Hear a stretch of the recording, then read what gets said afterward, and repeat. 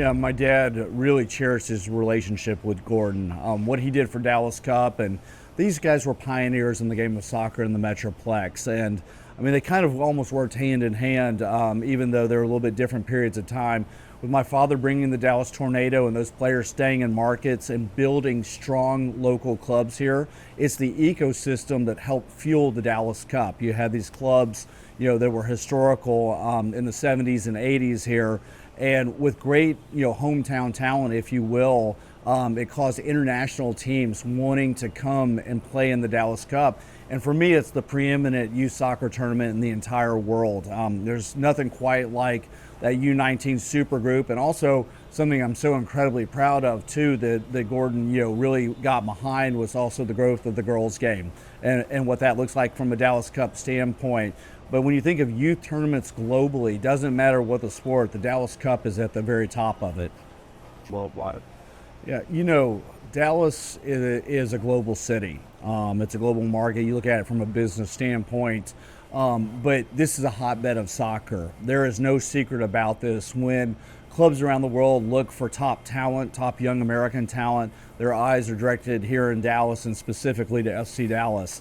I think with the World Cup coming, this truly is the year of soccer. In '94, there was no Major League Soccer in it. And, when '66 happened in England, which led to the Dallas Tornado, it did effectuate the game, but it didn't create a lot of change at the time. It was just those early seeds of soccer in this country.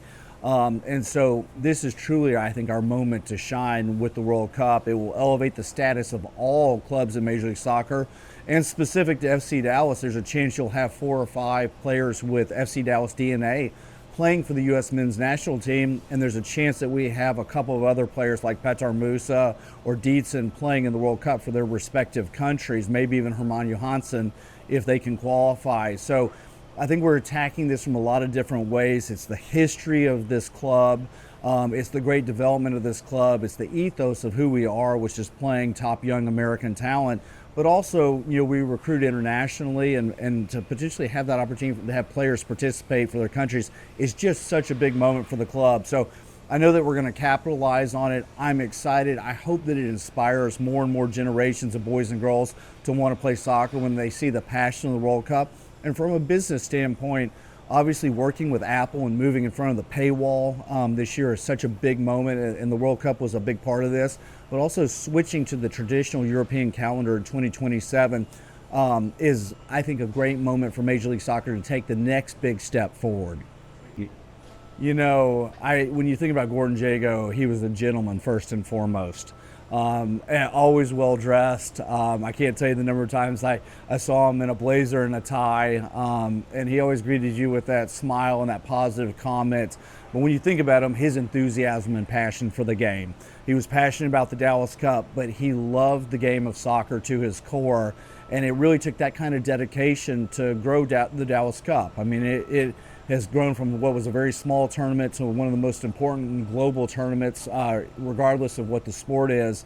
And without his leadership, without his dedication, without his relationships, so many clubs around the world were so fond of them. When we would talk about them coming to Dallas Cup, they would mention Gordon and their love and respect for him. And so his mark left on the game in this market, and frankly, I think in the United States, is forever there, because he took something that was really special and made it the very best in the Dallas Cup.